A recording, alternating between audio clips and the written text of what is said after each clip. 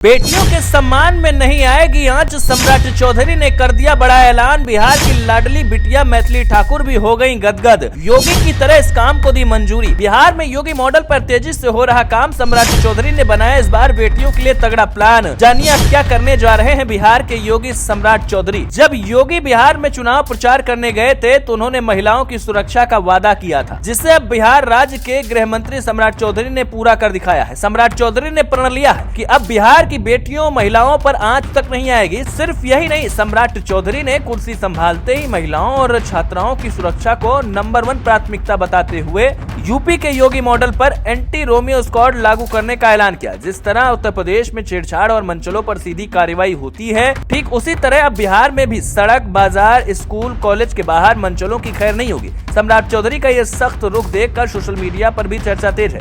यहाँ तक कि भोजपुरी और मैथिली की स्टार गायिका मैथिली ठाकुर ने भी सरकार के इस कदम का स्वागत किया है। जानिए पूरा मामला। खबर है कि सम्राट चौधरी ने जो बात सबसे कड़क तरीके से कही, वो पुलिस सिस्टम के लिए सीधा संदेश है।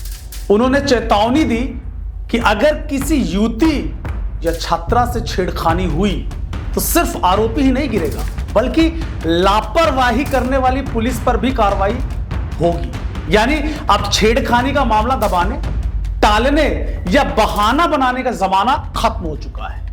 बताया जा रहा है कि एंटी रोमियो स्क्वाड हर स्कूल कॉलेज की छुट्टी के समय तैनात रहेगा।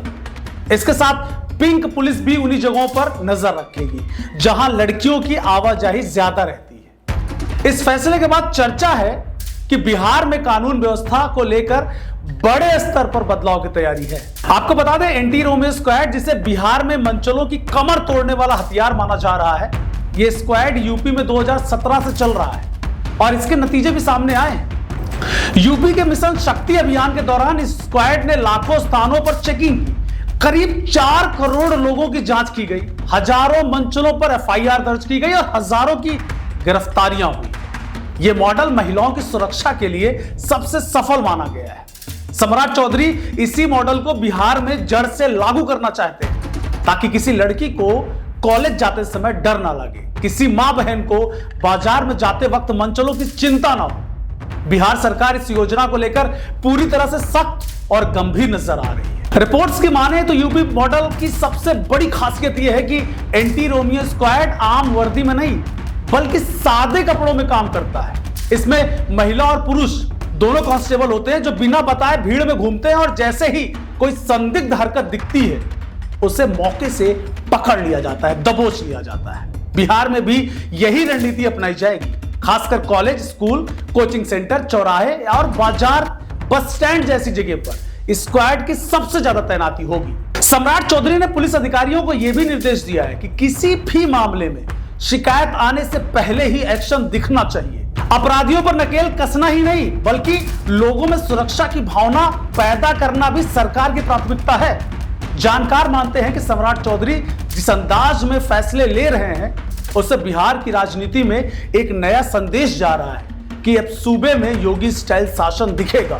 कानून व्यवस्था को लेकर जीरो टॉलरेंस की नीति, क्राइम पर सीधे कार्रवाई और बेटियों के खिलाफ अपराध को राज्य की सबसे बड़ी चुनौती मानकर उससे निपटने की तैयारी, ये सब दिखाता है कि सम्राट चौधरी आने वाले समय में सख्ती का नया पैमाना तय करने वाले हैं।